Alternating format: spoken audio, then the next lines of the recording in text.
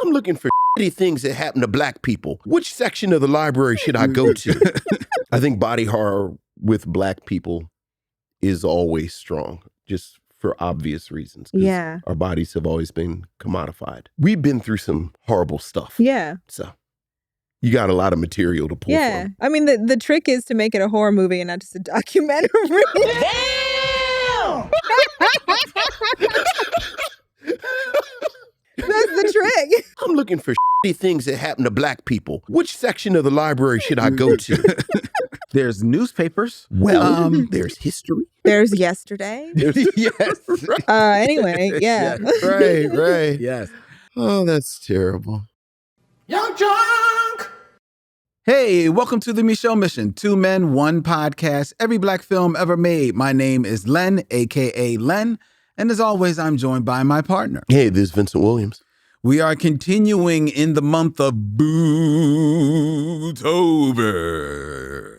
as we bring you all the spooky black movies that you like. And tonight, we've got something just a little different for you with a little spice. I don't know why I did it in an accent like that. What was that? I have no idea. And now I can let go of the accent. But no, it returns. There's more. The ghost of bad accents. You're haunted for Halloween. This is why we don't do foreign movies, right here. You don't know how to act. Why. You don't know how to act. You're disrespectful. So we stay right in the pocket of the States. All right. But Except for no, tonight. our guest had to bring in an international flair to the Micheaux Mission as we are going to be reviewing from 2017 Good Manners, all the way from Portuguese, and brought to you by our very special guest, the interdisciplinary artist, writer, actor, just gifted individual. A hyphenate. There you go. Multi-slashed. Mm-hmm. The multi-slashed Wi-Moto Nyoka here on the Micheaux Mission. Wi-Moto, how you doing? I'm good. I'm excited to be here. Excellent. Good to have you. Yeah. Yes. Welcome to our podcast. Yes. You want to get into it? Because I will do this on camera. We can do this on camera. We know. It's a video podcast, or it needs a new name. This whole setup needs a new name, I think. How about a vodcast? A vodcast is good. Yeah, because there was blog and then vlog. So why not a vodcast? Why not a vodcast? Yeah. Okay. Welcome to our vodcast. Our vodcast. Yeah, let's see if that catches on. Okay. All right. Let's see if anybody is with me on the whole. If you have a multicam setup, it is not a podcast. If that's what is required, and we should have a new name. All right. Well, welcome to our podcast. Welcome to our vodcast. Missionaries, as we stream live from Young Junk, Philadelphia's premier video podcast palace, to all points north, south, east, and west. And that means all of you who are watching us as we stream live on YouTube. Hello, missionaries. Good evening, one and all. Okay, Wi-Moto, for all of you out there who do not know, Wi-Moto is the creator of Dusky Projects. Correct? Yeah, I am getting that correct. that correct. All right, thank you. And Dusky Projects is also the home of your podcast. It is a podcast. And it is a podcast. Yeah, there's no video. Okay. It's just audio. All right. The award-winning podcast, Black Women Are Scary. Yeah. Tell people about Black Women Are Scary. Well, it's all in the title. No, it is a podcast that celebrates and produces BIPOC writers in horror. So it's radio dramatic. We produce short horror stories, and then there's follow-up with the author, an interview with them, as well as other podcasters that also like to talk about people of color in horror in particular. Come on and do like a review of, okay, this is how we felt in the podcast. We'll like write drabbles and read little flash fictions that we come up with. Like, it really was meant to be a hub for authors in the genre. So if you are excited about horror in any way, or, you know, sci-fi, fantasy, you would come to this podcast and be able to learn about legacy folks and up-and-coming folks. Okay. And that was, so we had about 4 seasons, and now I have, like Mark Maron, and like the 4th season was like, thank you very much, and it's moving into a live space. So we just had our maiden voyage of that at the Arboretum. So it was Black Women Are Scary live. We had live sound design, and then you know, performance of the story. There's 2, one from our 1st season and then one that no one had heard. And then around an actual campfire with s'mores and hot cider. So it was like telling you spooky stories around the campfire for reals. Nice. And everybody gathered around and read the stories. We would talk in between, and then afterwards we could just hang out on the property. Nice. So that was last Thursday. Okay. And it now, was, what made you move it from the podcast space and wanted to do more of the live? believe it or not, that was always the idea. Okay. I actually always wanted it to be, I'm reading new works, or I get an actor, like kind of LeVar Burton style, just like the one actor doing a good reading. And it would be a dinner party. Mm-hmm. And we would all like be able to eat, listen to this story, and talk shit. Like in the middle of it and around. And then the podcast was actually going to be the audio recording of that. Got you. Of that event though. But like this could travel around, and you know, you would be able to hear it like different. You'd basically just be invited to an interesting dinner party. Okay. Right. Nice. And we were all set to go in March of 2020. Oh. Yeah. And then that happened. Pandemic. And so then it was like, I guess it has to be a podcast. But then I was like, all right, well, if it's going to be a podcast, and I'm going to do like a fully radio style audio design type of thing. And I was very inspired by LeVar Burton reads. And I was like, oh, I want to do something like that, only for, you know, very inspired by LeVar Burton reads. Like he was just reading stuff that made him happy because he's LeVar Burton. Yeah. And so mine was like genre specific, but it was like the same thing of just, there's so many authors that are not really getting their flowers typically, because, you know, I produced a lot of women in the genre. So, and you know, they were all women of color. So like behind the mic, it was sound designers, voice actors, all like BIPOC folks, mostly women, just a roster of all these people that you could be hiring. Was my point. Which I think is why we got an award and why we got grants and whatnot. And now it just feels time. Like it felt time because it created like the right time, because it was creating this in the pandemic, a community. Like I would even have like virtual showcases for the author so people could like meet up and meet new people and meet the author. I called them macabre mixers. So like that made sense because we couldn't go out and we couldn't be together. Right. Now we can be together. Right. So it makes sense to go back to the original idea. Right.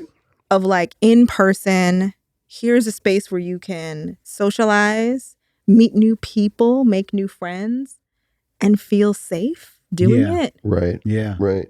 Because I feel like that human experience of that is hard to come by. People are lonely, and it is scary going out. Like you don't know the people, you don't know. They haven't been vetted. It's like so easy to like just be scared of new people. Just feel like alone. Yeah. And like I meet a lot of people who are like, they don't know about how to go up and talk to new people. They want to meet new people, but they never want to leave their house because they're like, I don't know. And then when they do, like something awful happens, it's like then there was a shooting, or there's a curfew, or there's something to hear one thing, or you know, one person voted for whoever. You know what I mean? Like it's just there's just so much scariness going on. Right. And it does seem like you have a window to make friends, and then when that window closes, it is. Yeah. I also think that we have not acknowledged what COVID really did to us. That's real. Like people aren't the same. Yeah. And there's been no time for us to be like, hey, that affected me. And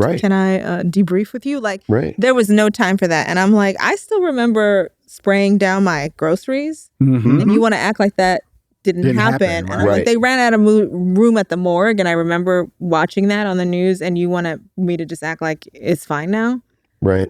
Yeah. I mean, like, I'm a little mad about that. So, like, I get it. Like, people have developed social anxieties they maybe didn't have going in. Right. Right. True. Well, So that's this great. is why it's like, let's take it back to story time, campfire, s'mores. I love it. Right back to the beginning. So we did that. People enjoyed it. The library enjoyed it too, like the space that we're working with. It's like really me and whoever I invite along to and Mhm. Gabe of the Ghouls Next Door, Mhm. who also, that's also a great podcast. She's the sound designer. And we're going to hopefully do it again in December. Oh, great. excellent. These are like little play tests ideas, you know. I want to like do it different parts on the grounds before I really am like, okay, this is what it is, and do like an official launch. So nice. Very nice. yeah. Well, I'm excited for you. Yeah. Thank you. Where did your whole you enter into horror? Like when did horror become like this thing for you? Oh, I always say that being unpopular is how that happened. You were unpopular? Yes, I was very unpopular, and being like a weird Black kid. I think that's I don't know anybody who's involved in genre that wasn't a nerdy, weird, unpopular Black kid. So when you are somebody who spends recess in the library, you find books where you get to battle monsters and triumph. And horror novels were the only places where girls got to really do that, really had superpowers, had like were leaders in the gang of whatever, and had a function in the Scooby Gang or you know what have it, and and had adventures and triumphed over great evil. There were very few genres where you would really see that for anybody that wasn't male identified. And you would fold the final girl into that as sort of the hero? You know, it's interesting because the final girl I discovered recently from Sarah Sentry, who also has a podcast. She's great. She's a writer, and she told me that that final girl was coined by, it's called like Women and Chainsaws is the book or something like that. It's like a retrospective on right. horror. And like, so the final girl, it's really also about slashers that Yes. The point is, it's not that all kinds of people don't die in slashers. It's that the final girl is targeted because she's a woman and has to die because she's a woman. So I don't know about that one being the example that I'm thinking of. That's why I wanted because that's like, that feels like that wasn't made by women and it's not for women. That's, you know what I mean? Kind of what I was trying to. Was there an IP or a story or one that kind of like really you locked on to first? I'll give you authors. Lois Duncan. I just want to name drop Lois Duncan, if I may, because everyone's always like R.L. Stein. I was like, yeah. And Christopher Pike, like, no, for like young readers, it was like R.L. Stein and Christopher Pike were like the heavy hitters, putting out all the things. But Lois Duncan was also writing for young audiences, and like her work, her novels. And then later Anne Rice. Of course. Anne Rice. Or L.A. Banks. Is that, am I saying the name? Yeah, I think L.A. Banks. Yeah. So Lois, and then like obviously then there's just like the other ones that are, you know, Judy Blume, all the things. But for genre, Lois, and then I want to put Toni Morrison on this list. I want to put Beloved. People want to act like that's not a horror novel. That's 100%. Yes, it is. We actually are documented. We reviewed Beloved during Halloween. Yeah. Because we said the exact same thing. Yeah. Yep. That's right. Yeah. And then let's do Isabel Allende as well. Now we're getting into magic realism, but now I'm like, let's put some Latinx horror on there, which operates by different rules, right? We're not talking about jump scares or nothing. It's like macabre fairy tales, right? Yeah. Like anything and everything Guillermo del Toro does, right? You know, like Pan's Labyrinth is not thought of as a horror film, but I'm like, give me a break. That table with the pile of kid shoes in the corner. I find it horrifying. Oh my God. Do you remember this scene? I'll never forget it. And that guy just there like this with the eyes on his head. That's what I'm saying. The guy with the eyes on his hands, that's right there. It's enough. I'm like, okay. Yeah. So sometimes I feel like with some of these kinds of writers, they're like, here in America, they don't want to open up to the idea that like this is horror, and I'm just like, yeah, US, you be doing too much. They be, you be doing too much. But yeah, being unpopular, I think, is key. Mm-hmm. Is key in making any kind of genre work because it is outsider art. Yeah. Oh yeah. That's very true. I've often said I'm suspicious of people who've been attractive their entire lives. That's a moving target, though, right? Like, I was bullied, but I was also in a predominantly white space. Oh, so maybe in another time, another place. Or they knew that I wasn't ugly, and that was why they went out of their way to say so. That's what it was. Do you know what I'm saying? Yeah. So maybe popular.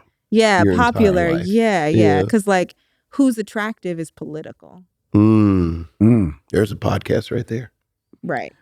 Or maybe that should be a vodcast. Vodcast. You probably need a video component. Exactly. So that would have to be or a you vodcast. would not have a video component as like a kind of like political statement. See our faces. Right. You can't tell if we're beautiful. Right. With Moto coming over here, she's just creating genres. I'm just making up things, y'all. Vodcast, though. Vodcast. There you go. Vicious Marshmallow says podcasts without videos are like cassette tapes in a digital world.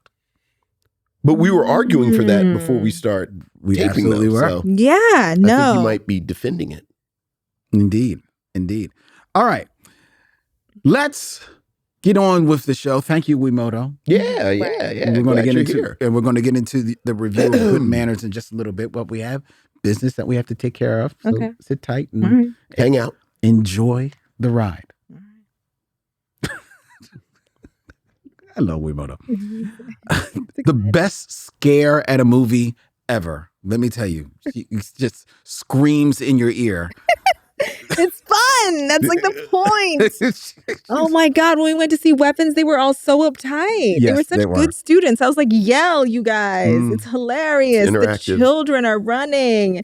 She was so upset. It was so funny. It was so funny, especially you laughed so hard. We were crying laughing. People were commenting about how much we were laughing. Look, the end of that movie is hilarious. Maybe one of the best things you will see on screen in 2025. Still haven't seen it. Oh. All right, it's streaming now. I know. Yeah, I mean, spoiler alert, whatever. It's on the list.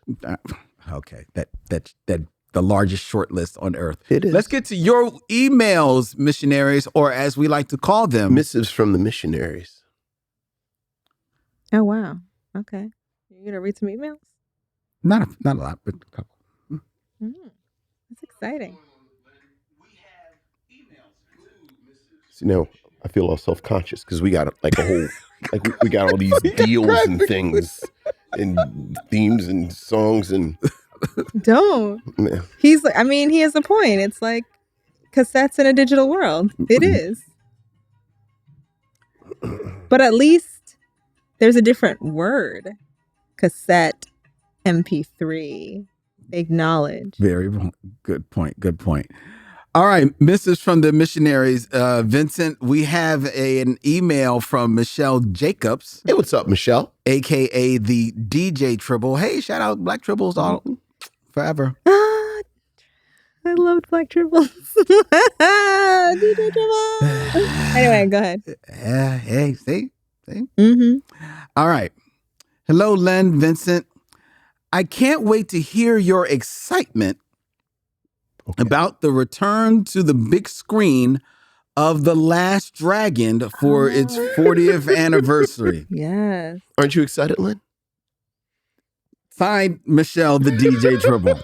Wow. That's the whole letter. That's the whole thing. Exact whole letter. I can't wait to hear your excitement about the 40th anniversary of The Last Dragon. You are the last dragon, Len. You Are you possess a the huge power fan of the The glove. Last?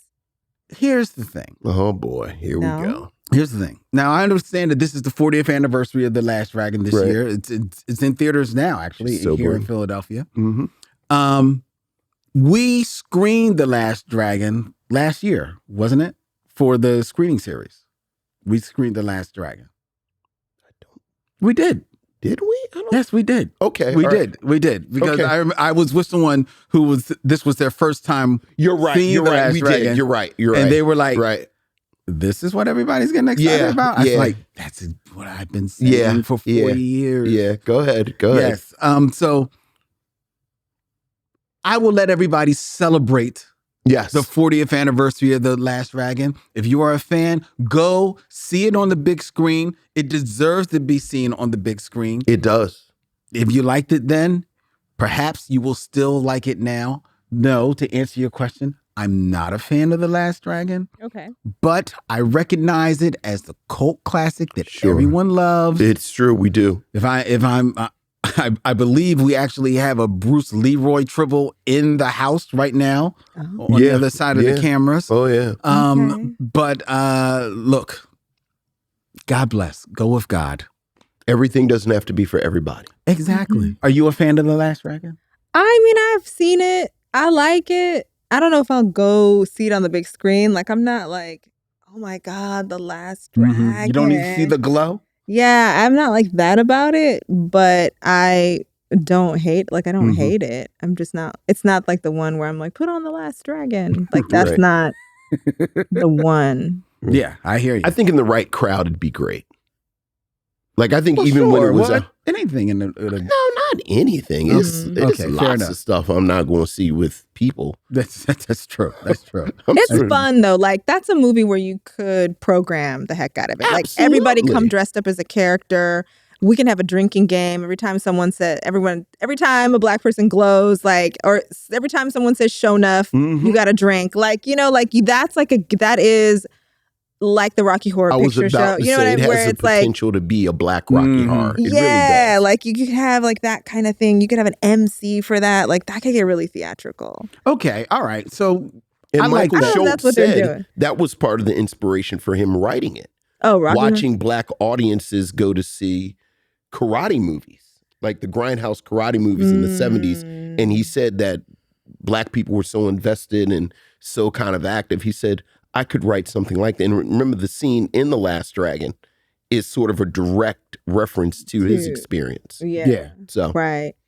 Absolutely can be. Yeah, because it does like fit in that, scratches that itch that, like, I feel like The Last Dragon and Afro Samurai, like, you know what I mean? Like, in that like space of like where hip hop and kung fu, like, or martial arts can like live together. We actually really love that. So I think I just wish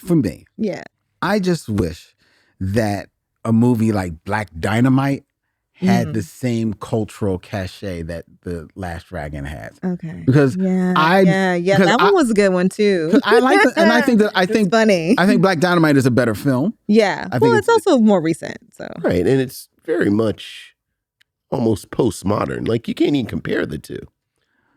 When did Black Dynamite even come out? Like the 90s. It was not the 90s. It's like 6-7 years. No, it's not. 7 years ago. Maybe 10 years at this point. It's 2015. I bet it's older than 10 years. It's very much a 21st century film. It's older than 10 years. I think it's mid-aughts. I think Black Dynamite came out in the mid-aughts. Well, it certainly wasn't the 90s. No, but it's not. It came out in 2009. Okay, mid-aughts. So that's what I said. Wrong. Barack Obama's presidency. Sure. That's when it came out. I forgot about that. Yeah. Yeah. All right. So it's a mid-aughts movie. Yeah. So it's far enough in where it can comment on something like The Last Dragon. Right. Right? Like, it can do that. All right. So, but like on a lineup, like if you were doing a block or a weekend, you would do like The Last Dragon. I would do The Last Dragon. Black Dynamite. I would do Afro Samurai, the movie, not the series. Yeah, see, but the only reason I wouldn't do Afro Samurai is because Afro Samurai, I think, is a serious film. That's true. It is. Yeah, it's a serious film. I would go, I'm Going to Get You, Sucker. Mm-hmm. Okay. And... Yes. Ooh. Right. It'd be like Afro Samurai and Ghost Dog would go together. Can I tell you my hot take? What? Okay. I was never a huge Afro Samurai person. The movie? All of it, the whole deal. Like the whole deal movie, of it? the series, I always thought it was more sizzled than steak. Very stylized. I see that. It's very, it is about the visual. It wasn't a whole lot of there. Yeah, it's about the visual. But much like you, The Last Dragon, I'm Not going to piss in anybody's cornflakes. Like, if people like it. Thank you. Go Thank you on. for not peeing in my cornflakes. Yeah, I think I'm rooting for everybody black, Then right? there's Like, right. It's like, I don't want to watch any slavery, anything, Mm-hmm. but like, I feel like everybody needs to get a check. You know what like, it's not like I never watched Underground when it was on. Yeah. That, right? But like, I'm glad that I could not watch it, if that makes any sense. Mhm. No, I hear you. Or like when things are like super like, what was that one with Taraji P. Henson and Terrence Empire? Right? Yeah. I never watched that either because neither. that's not like really my thing, but I was really happy that it was on. Happy- Sure. Like Yeah. I was happy to Sure. not watch it and that me not watching it didn't mean that like It wasn't going to make it. Right. Like, Yeah. it was fine Exactly. without you. It didn't need me. Yeah, It do you know didn't what I'm need me. saying? Oh, Like, I absolutely when things understand come that. on and you're like, oh, now I gotta watch this Yeah. and I'm not even really that in, but I gotta Yeah. support. Like you go through that whole Right. emotional thing that Right. no one even asks you to do, but you do it anyway. And I was so happy to be like, I don't have to do this. There can just be options. That's great. Yeah. Yeah. Well, that's the beautiful part about there being so many outlets for Right. Black creatives to put their work out there that you know, there's a lot out there. So Yeah. you can choose. You can choose what you don't want to like, hey, Right. that don't look like it's for me. I'll go watch this. Yeah. You know? All right, we got another email. Okay. Okay. Is it long? Is it longer than the other one? It is a little long. Okay. That one looks like This one is from Michael Lockett. Hey, what's up, Michael? And just a little bit of background. Michael Lockett is a guest who is discovered the show. Mm-hmm. So he watches the vodcast and listens to gonna make people mad with that one. Now it's just to be annoying. he watches the podcast in real time, but he's watching the movies as well. Okay. So that he knows what we're reviewing. And then he's going back in time and listening to old episodes. Oh wow. So when he sends us an email, it's always a review of the movie we just reviewed, and it's him talking about the old show that he just watched. Okay. So last week we reviewed We Strangers. Yes. Which is, Michael says, I watch a lot of horror movies from the 70s, 80s, and 90s this month. Normally, the older things are cheesy, like Leprechaun, or sequels to the big three, Halloween, Friday the 13th, Nightmare on Elm Street. With that being said, the films that tried to be horror sometimes get me, which brings me to We Strangers. Vincent flubbed this bit, but damn it if you still didn't make this rock stew taste like Mo. The film, although good, feels like there is so much more here that could have been. With so much seeming real or anticipated magical Negro-ness, I think a better telling of the exact same story could easily be done and actually push it into the horror realm. Yeah, we said that. If they had leaned into it, it could have been horror, but it decidedly is not. The Wayback Machine dropped me with you too and Maori Holmes, Nice. Black Star Film Festival, Something, Maori. as you critiqued Queen and Slim. This film to me had the setup to be so many great things, and it turned into many stereotypical tropes. Tired Black woman. They're going to die because Hollywood, like the nation, likes Black death and pain. That notwithstanding, the film is beautiful. Yeah. Yeah. The actors get their shit off in these roles, I feel. Yeah. And it does pay homage a little bit to some other two on the run films. Do you think, here's this question, Queen and Slim and other films like Blood Tide, which featured James Earl Jones, or Night of the Living Dead, would be the same or better had the Hays Code never been a thing in Hollywood?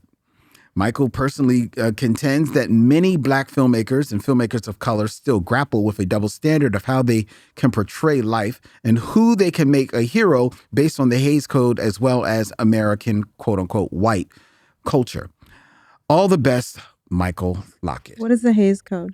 The Hays Code was put in the, I want to say like the mid to late 30s, and it was just the rules from the motion picture, all the motion picture houses facing pressure from the government at the time about what could be seen on screen. not that they were showing like any nudity or anything like that, but that's when you all of a sudden had the idea that people could only kiss for a certain amount of time. Oh, and their feet had to be, both feet had to be on the floor. And all on the that. floor, right. And that the bad guy always had to lose. Mm-hmm. Always had to lose. And other different rules. And there definitely were some rules about, of course, no black people, no mixing of races or anything like that. Or even implication. Any implication of it. And I believe there was also some rules in regards to just the appearance of black people on screen. Yeah. Not hard and fast, but there were some rules about that. Well, the irony is that the Hays Code also is when they told the movie house, you got to chill with the real overt racism. Because like headed into the war and the rise of Hitler. Well, that's true too. And you know, the whole, like our whole bit was we're America, land of the free, this, that, and the other. It was like, propaganda. Right. Like y'all got to chill with all the blackface and this. So you actually have this weird little slice of films that come out that are weirdly progressive in the depiction of blackness. Yeah. So I'm not sure how that goes to Michael's question.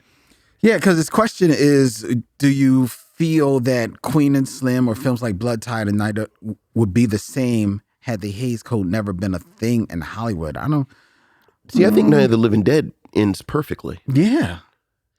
And as far as Queen and Slim, you know, I had deep questions, deep issues with Queen and Slim. Right. Yeah. Right. I don't know how the Hays Code really. And I've never seen that James Earl Jones movie. Me neither. Well, it's interesting because it's like almost like an alternate timeline. The one where the Hays Code doesn't happen is a completely different movie industry. Well, that's true. Right? Oh, yeah. Like That's who true. actually gets to make movies, what movies sell. We don't know what that alternate universe is where the Hays Code was never implemented. I mean, it could be one where people are still doing blackface. Right? But it also could be one where you have a Queen and Slim where they get away with it because you will have like these other, you have a whole, I don't know, black entertainment or people of color entertainment space that was never policed in any way. So it could just, and then the internet comes and it's just like wild, right? Yeah. Because it was just standards that we wanted to set for ourselves. So that's kind of an interesting idea of like, oh, if nobody had ever said anything and we were all left to our own devices, what would have happened? Right. And the first thing I think is actually when he said like, if the Hays Code didn't come in, I think there'd be more women in film. Yeah. Oh, yeah. I think you mean you'd behind the camera. Yeah. Yeah. I think like, I'm kind of like, oh, if that had never been put in place, then because I'm just thinking about like the rules around women in movies and what they could do and on a set and what were the roles that they, not only the roles that they were allowed to play like in front of the camera, but off camera. And then on top of that, what black women were allowed to do. Right. Yeah. So I'm like, oh, if we didn't have to deal with that, we might have gotten an Ava DuVernay. Like, how much farther would Ava DuVernay, like, that's an interesting question. How much farther would Ava DuVernay be, even though she's doing great? But like, how quicker would she have got there in a world where there's no Hays Code? You know what I mean? Yeah. Like, well, you say that. I was actually thinking, our namesake, Oscar Micheaux, actually made his bones before the Hays Code was implemented.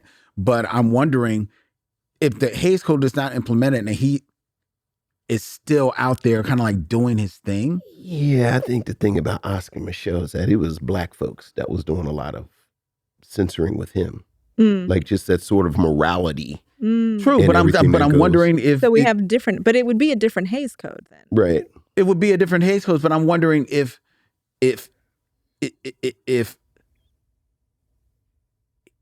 he is still out there doing his thing, right, as the real Hollywood structure is being built, because he's right there at the very beginning of Hollywood. But he has more space, and he's he's got more space because Hollywood is not Hollywood yet. It's kind of still becoming Hollywood. Right. So if he is still out there before all the rules are implementing, I'm wondering how much inspiration is he to other creatives, right, that we could do it, and then to your point, You More know, women. because Black people will find a way. Right. And then we create our own kind of like industry, Right. Right. you know, separate outside of Hollywood that Right. maybe thrives. And Right. Because you know, this is what was happening with music. This is what happened with all the other art forms. exactly. Right. Right. And look where they are now. Right. So it is kind of interesting to think like without an external force that's also outside your community dictating terms to you, Mm-hmm. what happens to your art, Yeah. essentially. Good question, Michael. Yeah, As thank you, always. Michael. Thank you. Appreciate that. We have another email from Corey P. Hey, what's up, aka Corey? Court. Greetings, and hopefully this email reaches you or not. Why do you? She says that all the time. We get every one of your emails, Court. Are you on an island? She don't know if you're gonna read it or not. That's means to consider it. I pose a question for you all regarding horror movies. Okay. All right. What ideas? Oh, this is a good one. What ideas would you like to see in Black horror movies? I was inspired to ask this question from my recent viewing of The Angry Black Girl and Her Monster, which we just reviewed, Yeah. which I have polarizing and rather a hot take about that movie, and Him, starring Tariq Withers I've and not seen Marlon that Wayans, you know, football and horror. Mm-hmm. Would love to hear your thoughts. Court, what ideas would you like to see in a Black horror movie, Wi-Moto? I can tell you some ideas that I'm like rattling around. Okay. So I would really love eventually to get around to this idea I have of doing a period piece, because it intimidates me. I don't do period pieces when I write. So doing a period piece and doing a horror film that's just around the advent of gynecology. Oh, Yeah. So Yeah. make this like a full-on body horror. Mm-hmm. Right? That's and good. it's just like captive Black women trying to escape some evil doctor Mm-hmm. based on the real evil doctor Mm-hmm. that tortured Black women to come up. Like just pulling right from like real things Yeah. and Yeah. then just like going all the way in. Okay. Yeah. wow, that would be. I'll see your history and match it with a horror about the man who was body snatching, sometimes alive Black people, sometimes dead bodies, and selling the cadavers to medical schools in the DMV. Okay. When was this? I Recently? think the early 20th century, late 19th, early I was like 20th. recently last year. Yeah. Mhm. Yeah, I don't put anything past Yeah. anybody anymore. Yeah. Whoa. Okay. I think body horror with Black people is always strong, just for obvious reasons. 'Cause Yeah. our bodies have always been commodified. Yeah. So Ooh. Y'all got these good period pieces, man. I Yeah. don't have anything as interesting as that. here's the thing. We've been through some horrible stuff. Yeah. So you got a lot of material to pull Yeah. from. Oh, wow. I mean, the trick is to make it a horror movie and not just a documentary.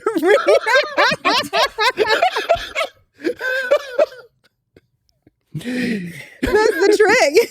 I'm looking for shitty things that happen to Black people. Which section of the library should I go to? There's newspapers. Well, there's history. Yeah. There's yesterday. Yes. Anyway, yeah. Right. Yes. Oh, that's terrible. Mine is God, I'm sorry. It really is crazy. It's silly, but I would just love to do a horror movie of Franklin from Peanuts just going batshit on everybody else in Peanuts. Okay. Why? Because No, but they did like a evil Winnie the Pooh recently, so I feel like yeah, There's when this Charlie Brown goes public domain, Franklin, and I just want to see him go ham. Because look, So the message is the Black kid moves into the neighborhood and then tears up the neighborhood? he goes ham. Yeah, I don't know. That's my idea. All right. Well, I'm sorry. Those are your cornflakes. I'm I smelling apologize. pee. I apologize. I don't know. I'm kind of like, all right, I'd watch that. I'd give it a go. Yeah, I bet I can get that green lit before your gynecology. Yeah. Absolutely. Yeah, probably. No one's gonna make that at all. That can't even be a movie. That has to be. What was the that has to be like a play or a novel or like can you get a documentary? Yeah, what was the TV series about the early days? A short story is probably what I could really do with it. Right. What was the TV series about the early days of gynecology? Well, it wasn't that. It wasn't that. To be fair, it wasn't that. It was Master of Sex. But I guess that wasn't. It wasn't early. There were days. no black people in that. No, there wasn't. There wasn't. So it wasn't yours. It's certainly no. It wasn't. It wasn't. And then here's another one that we could do though. This one I think would sell. You know the doll museum? Yeah. Remember that I just was a friend of mine moved close to where that is, and I happened to be going home from their place and saw that, and I was like, "What is that?" And then I texted them about it, and they sent me this article about what that was and pictures, and I was like, "This is so creepy." Yes, and they were like, "This would be a great setting for a horror film," and I'm like, "Yes." Yeah. And then we just started riffing off of like all of those little black dolls actually being like trapped souls, and like then it could just be like the person who works at the doll museum and whatever shenanigans they get up into because of the trapped souls, because those dolls look like they come to life. Yeah. And I wonder what happened to that collection too. I don't know, but I hope people are keeping an eye on it. All right, well, that's been Wi-Moto Nyoka here on the Micheaux machine. Because you can get the fuck out. I was about to say, that's a lot. That's a good one. That's a good one. That might be a little too good. Yes. No, because like the dolls, look, Chucky is famous for a reason. We all kind of think that dolls We still on the dolls. are cursed. See, You're actually scared. Every time I say evil doll, you're like, Look. Vincent has his triggers. I have my triggers. Dolls are definitely a trigger. Dolls, puppets. Yes. Yeah, puppets. Yes. I watched over the pandemic. I said, you know what? How scary can it be? It scared me when a kid. How scary couldn't it be? I watched the movie Magic with a very young Anthony Hopkins. Why would you do that? Because I said it was like in the 70s. What is that? Oh yeah, this is fundamental 70s scary movie. It's Anthony Hopkins. He's a ventriloquist. There you go. Everything you need to go. That's all you need to say. No. And I didn't even know Prince of that still existed. Look, and I watched then his doll comes to life or something. Oh, well, you know what? You get what you deserve. Well, first of all, I set myself up because I did this during the pandemic. So I'm alone. I'm in my house. I'm like, bad idea. How scary can this be anymore? And dude. And it was at night. The lights were out. Like, I had no popcorn. Okay. So you did this on purpose. You wanted to. You making decisions. I made it about through the your own movie. life. I did make it through the movie. Good for you. So, but dolls is no. I don't watch the doll Chucky museum. No. The doll museum. I ain't watch Megan. You don't even have to change the title. That's the title of the film. That's it. The Doll Museum. There you go. All right. Yeah. All right. That's our emails. But Vincent, I did want to share with you. Okay. Because sharing is caring. We do have patrons, missionaries who are following us on Patreon. Mm-hmm. And we recently put up the most recent episode of the Binge Lounge where Vincent breaks down the Medea cinematic universe. Right. Medea's genealogy. Yes. Mm-hmm. And we heard from missionary Rhonda Smith in regards to that. She said, "Sirs, thank you for your service. I won't remember any of what I just heard, but boy, was it entertaining." Thank you for your service. Your service of watching all the Medea films and breaking them down. Look. How many are there? Oh, at this point, At it's least 20. Yeah, right? yeah. Well, I mean, just the movies is probably 8 or 9, and then when you fold in the The plays, TV Yeah, series was and the like, TV did you fold series. in and the the plays? TVs in the show. But look, Did you fold in the plays in this you retrospective? you kind of have to. I see. Okay. Because they are all interconnected. Okay. But the deal is, Lynn's heard this so much, he already knows it. In Diary of a Mad Black Woman, Yes. We go. Cicely Tyson Yeah. plays Medea's daughter-in-law. So old Look ass at- look- Cicely Tyson. Your brain is supposed trying to. Your I brain know. is doing the math. than That, Medea. right? See that look on your face? So Medea is an immortal? That's what This is part of Oh my God, how is Medea? old There can is only be Medea? one. There can only is be Medea- one. Yeah, no. Is she Blade? Is Dude. she actually Dude, Blade? I'm He's a telling you. Highlander. It is. This is a kind of thing where, and we. All right, $5 for the Patreon. $5 for the Patreon. $5. And Vincent breaks down the Medea family tree. And believe it or not, you may find yourself sympathetic for Medea. I actually did. When he broke down the tree, I was like, oh, Medea, I felt for her. I shed a tear for her. Maybe a demon. Like a demigod or Yeah, something. yeah, Maybe an Orisha. Yeah, it's Or like the child of an. You know how sometimes the gods will get with humans and Oh, then they yeah. have Oh, their like yeah. weird Oh, little yeah. like Oh, hybrid yeah. babies. So like an Orisha got with a regular person and that's Medea. it's something going on there. There yeah. you go. So, She's mystical. yeah. She is. Okay. And $5, that's all it $5. takes. Help support the show. Go to patreon.com. Lynn did the At the show genealogy mission. of Captain Crunch. I The do. That's- genealogy of Captain Crunch. yeah, that's coming up on Serial Killer. which is it is It's as long as the Medea genealogy. it is Wow. disgraceful what American business puts in front of children. Absolutely disgraceful. I recently tried to watch the Twilight things. Okay. I had seen the first one and I didn't get into it. And then a friend of mine showed me the last part of the last one, Mhm. like the big fight scene. And I was like, oh, that's where it ends? Huh. And so then it was on like Pluto, right?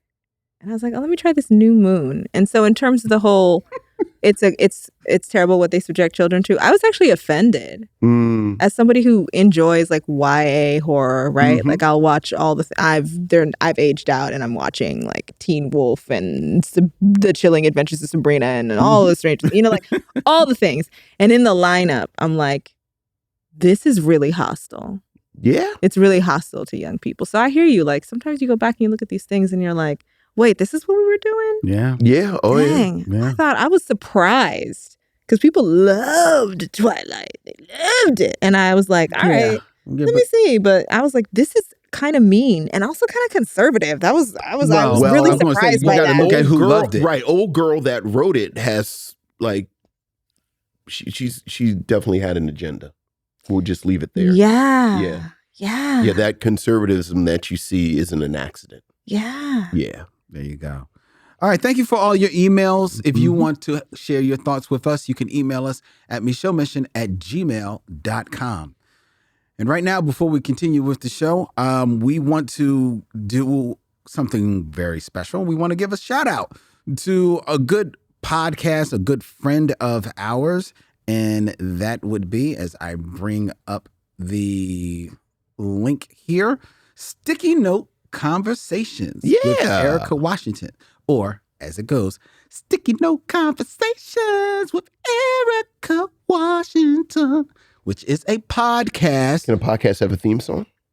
I mean, yeah, why Okay, not? all right, Why okay. not? Why not? That's the audio. That's okay. audio. There you go. And it's an earworm. It's there. Sticky Note Conversations available wherever you find podcasts, Apple, Spotify, where Erica has very interesting conversations with the thought leaders in the Black community and in and around her city of Las Vegas. Sticky Note Conversations. Check it out. Great podcast. And now it is time for the Game of Kings. The Game of Kings. That's right. It is time for 6 Degrees of D'Urville Martin.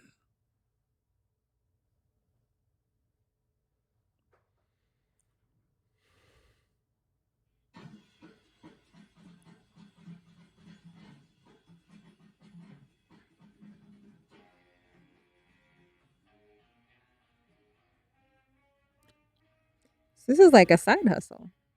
It's like a It's like a full-on side hustle you got going on. yeah.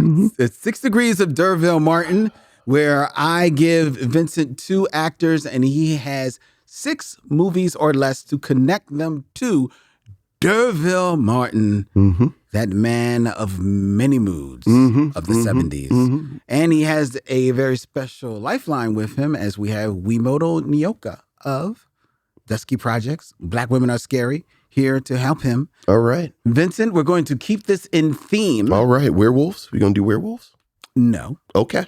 But we are reviewing Good Manners tonight. Yes, we are. Which is listed on Wikipedia as a dark fantasy film. Okay, dark fantasy. Right. Dark fantasy. So these will be actors who have also appeared in dark fantasy films. And what makes it a dark fantasy? Wikipedia said it was Would dark you be fantasy. a dark fantasy? Yes. All right. So is it like a medium fantasy and light fantasy too? Or I'm sorry, please continue.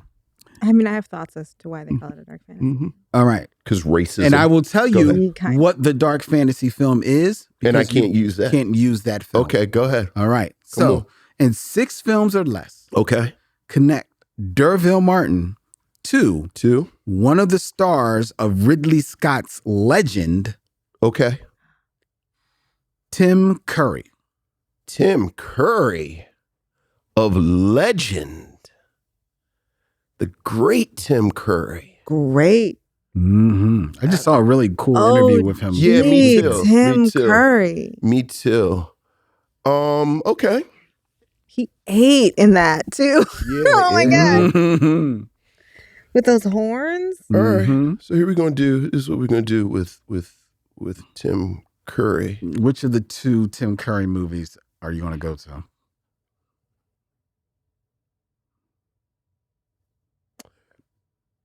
Well, The easy or the hard? I'm not sure what the easy or the hard is, but this is what we're going to do with Tim Curry. D'Urville Martin is in Sheba Baby with Pam Grier.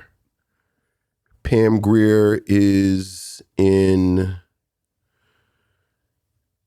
Jackie Brown with Robert De Niro. Mm-hmm. Robert De Niro is in Goodfellas with Joe Pesci. Yes. Joe Pesci is in Home Alone with what's the little white boy's name? Macaulay Culkin. Little Macaulay Culkin. Mm-hmm. And then little Macaulay Culkin is in Home Alone 2 with Tim Curry. Home Alone 2, full title. Lost in Manhattan. Lost in Tim New Curry York. was in that? Yeah, Yeah, he plays he's the the maitre maitre d' at the hotel. At the hotel. Don't even remember that. Mhm. I don't remember the second one. I barely remember the first one. But very good, Vincent. That's done. amazing. Yeah. Very good. Now, Yeah. the hard would have been Rocky Horror Picture Show. Right. Right. I was thinking about, but I forget because I would have used Old Girl and I forgot her name. Is that Susan Sarandon? Is that Susan Sarandon? Janet? Yeah. That's Susan Sarandon. yeah. Damn it. Yeah, that's her Janet. debut. Yeah. Now, And another name in there now is to make Barry it funky, Bostwick. I was about to say, but you know, I would have tried to use Barry Bostwick in Megaforce. Yes, I know. But I couldn't. Could I get to Megaforce? Can I get to Megaforce? Do you know? Well, now you know. Old girl in Megaforce, is she the same? And excuse me if this is wrong. Persian. Is that the same Persian actress who's in Star Trek, the motion picture? Which Star Trek? The first the one. very first one. The first one. Is that the same actress or am I being inadvertently Which racist? No, that is the first. That is her. Okay. Now, but do you know her name? No, not at all. I don't know her name at all. I just know she's in Megaforce. Persis Kambata. Persis Kambata. So, And her and Barry Bostwick are probably the. No. That's, I mean, who else is in Rocky Horror that you would think of? No. I'm thinking of Megaforce. Well, old boy is in the Warriors. Remember Tim the dude? Curry? Remember the dude, the American dude, not the dude from Texas? Remember Are you familiar with Megaforce? No. The greatest science fiction film of 1982. No. I'm mad you got the year right. It's basically a G.I. Joe movie. Okay. Yeah. Oh, what's his name is in Megaforce 2? Who? Dude, the dude who plays the bad guy, he was in the Henry Silva. Henry Silva. Yeah, I'm going to say he's the only other name besides and Henry Barry Silva is in is he in Ocean's 11?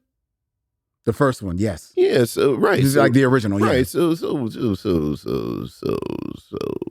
Sidney Poitier, he's guess who's coming to dinner? Sidney Poitier. Sidney Poitier is in Porgy and Bess. No, Porgy and Bess with Sammy Davis Jr. Sammy Davis Jr. is in Ocean's 11 with Henry Silva. Henry Silva is in Megaforce with Barry Bostwick, who is in the Rocky Horror Picture Show. Just so you can say Megaforce one more time. That's all. You just want to say Megaforce as often as you can. As often as you can. They have motorcycles that flew. Wow. Man, I was like 10 years old. I had you talking about nerds. I had a nerd tear come down my, like when at the end where the motorcycle starts flying, I said, this is the most beautiful thing I've ever seen in my 10 years of life. And one day motorcycles will fly. Did they just fly? Like, tell me how the flying happened. So is it like you hit fins come out the side? Do you hit a certain speed? Do you have to hit a certain speed and then you alight? There were 2 buttons. Like you hit a button and the fin comes out, the fins come down. Then there's another button where the flames come out the back and then you fly up in the air. Okay, you like become, and it's like a screen behind you with a picture of the sky. Right. You transform and then all right, but there's still mechanics. It's not like a magical moment where they do it like it's not like E.T. where it's like no. Or I don't know if you ever saw this crazy musical called Apple. It was a rock musical. Oh, that sounds familiar. You want to talk about deep, weird cult movies. So Apple is this movie musical future, it's like a sci-fi punk musical. I love everything about this. It's redundant. It's crazy. What year are we talking about? I don't know. I think it's like late 70s. Late 70s. I love everything about this. Because at the end of it, they get in a car that has the top down and then they just fly off into the sky and they leave this like hippie commune. At the end of Grease? Yeah, it's like the end of Grease, only inside of a sci-fi punk musical. Oh my God. About a woman trying to escape a cult. Young singers Alfie and Bibi have their big musical dreams when they leave Canada to compete in the World Vision Song Festival. Though the festival's organizer, Mr. Boogaloo, rigs the contest for others to win, he shows an interest in Alfie and Bibi, offering to sign them. But then Bibi is taken in by the evil, wild world of rock and roll, and Alfie is determined to save her, even though Boogaloo says he owns both her and her soul. From 1980's Apple. It's crazy. Is it streaming? It says it's on Tubi. It makes no sense. We got to get back in touch with David Walker because we had an idea about that. Right. Yes. Yeah. No, Tubi is the best, and also it makes no sense. Some of the songs are pretty good though. Okay, but like it's all over the place. Wow, it's a good time. That is intense. So there you go, Tim Curry. There you go. 2 times, Tim Curry 2 times. There you go. And that was the hard. And that was the hard. The easy would have been Clue. Right. Because he's the butler. Because he's a butler. Yeah, no, of course. And everybody's in it. Everybody's in it. Yeah, you got Martin Mull, Catherine O'Hara. Yeah. You know. All right. Wait, Catherine O'Hara is it? Not Madeline Kahn, I meant. Yeah. Madeline Kahn. Okay. All right. Next. It's 6 movies or less. Star of Dark Fantasy. Star of a Dark Fantasy. Okay. Connect D'Urville Martin to one of the stars of 1981's Excalibur. Wow. Helen Mirren. Well, Helen Mirren. Yeah, I feel so cheap with Helen Mirren. Yeah, because it's kind of easy. Because she was in the Fast and Furious. I was about to say she was just in the Fast and Furious. Like, yeah. She was actually just... She's in everything. Yeah. Well, she was on Kendrick Lamar's album. Yeah. Everyone loves Helen Mirren. So we'll just do that one. see, can I get that? Can I do that? And I want to get to Helen Mirren. Interesting. We'll just do Helen Mirren fast. Derville Martin, Five on the Black Hand Side with Dick Anthony Williams. Dick Anthony Williams is in Mo Better Blues with Denzel Washington. Denzel Washington is an American Gangster with Idris Elba, and then Idris Elba is in Hobbs and Shaw with Helen Mirren. There you go. Yeah. Well done, Vincent. Mm-hmm. Well done. That is how the sausage is made. Right. Missionaries. All right. You're right. But so we're going to say Excalibur is dark fantasy too? I'm not going to say Excalibur is dark fantasy. And to be fair, I may have gotten that one because it was like fantasy, because the dark fantasy was, some of them were like real, like you wouldn't have known them. Right. Like Italian films. And I'm thinking they get soft pornish pretty quickly. But Excalibur, Wikipedia puts it as an epic, dark, medieval fantasy. How you feel about Excalibur? I honestly, I know I've seen it, but I don't remember it. So I'd have to see it again, to be fair. I feel like there was a moment when I was 13, I was obsessed with Excalibur. I've never seen it. I've heard of it. Super I've heard good. the name. Like, I'm aware. Yeah. Spoiler, there are boobs. Fair amount of boobs. Well, yeah. Okay. Well, that's the dark. I mean, that was a big thing when I was 11 okay, 12. so now I'm like reevaluating what is dark fantasy, because now I'm thinking like the Dark Crystal, I think, is also considered a dark fantasy. I would consider the dark. But how is fantasy not inherently dark? Because doesn't fantasy mean like dragons and things and like creatures? So isn't that already kind of like the Wizard dangerous? of Oz is fantasy, and I wouldn't consider that necessarily a dark film. I mean, she murders two people. Okay, but still, I guess. Do you remember the Wiz when The Wiz? There's some scary moments. The Wiz in is there. different. The Wiz, Speaking of body horror. yeah, the Wiz is dark. The Wiz is dark. Would you say The Last Unicorn is dark fantasy? Yes. Okay, but would you say You feel that's dark? The Last Have Unicorn? you watched it recently? Probably like 10, 15 years. I watched it recently, like rewatched it recently. And I'm like, this is a heavy thing to watch as a child. Like, there's so many lines in it that are just, there's this part when she gets changed into a human being and she's like, what have you done to me? I can feel this body dying all around me. That's her line in a kid's movie. Yeah. You know what I mean? So that's why. So I don't. Are we just the wrong? She says that. No, she absolutely does. What have you done? Yeah, I can feel this body dying all around me. And then the entire premise of this is that she has to retain her identity before it gets lost inside of a woman. What?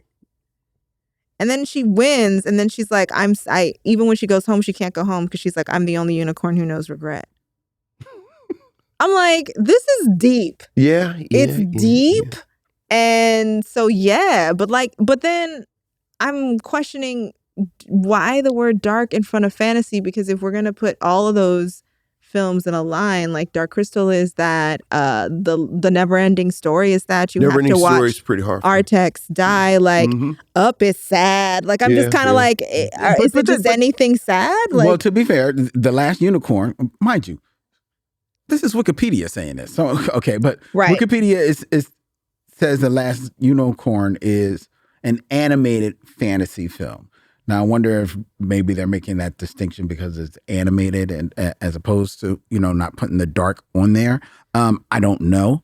It could also be because it's a Rankin Bass production, and Rankin Bass is not known for excellent animation. But now I'm looking at it, I don't think I've ever seen The Last Unicorn. Oh, it's amazingly good. It's really good. Is it? Yeah, it's like really good. Yeah, it's probably hard to sit through because, like the animation and the pacing. Yeah, but the story's really good. The story is good. Check it out. I would consider The Dark Crystal definitely dark. It's genuinely scary at some point. Yeah. Like there's actual horror moments in it. Yeah. And it does, they do rank that as a dark fantasy film. So maybe it's just like fantasy that's dealing with larger things. Like The Dark Crystal is actually about genocide. So when they brought it back to Netflix and made it a series, I watched that. Right. Yeah. It didn't last long. No, it didn't. But like, it's a lot. Like, because it takes place when there's a lot of gelfling, and then you kind of see like the Skeksis doing their business, and they're slow trying to take them over and convincing some of them to turn on each other, and it just really ends up being a show about colonialism through puppets. And I was like, this is a lot. I don't know if anybody's gonna. I wasn't surprised when it didn't come back, because I was like, second season. Yeah, I'm like, this is the whole. Because if you've seen the Dark Crystal, you're like, this ends with all of them dying except for 2. Yeah, wow. Yeah, when you think about it, yeah. You know what I mean? Like, you're like, that's where this is going. It's interesting. We joked that years ago there was someone who was supposed to be a guest on the show, but they couldn't make it. And they just haven't been able to, we just didn't get rebooked. But the movie they wanted to review and argue is a Black film was The Dark Crystal. And we were interested in having a conversation. Like both fans of the film, I don't know if I would say it's a Black film, but I'm interested in having a conversation. Convince me. I feel like it's kind of a retelling of what happened to Indigenous people. I think that's probably where she was going. That's where we were I feel like it's more of like an undercover Indigenous, even though it's not, but it's like kind of snatching that narrative. Yeah.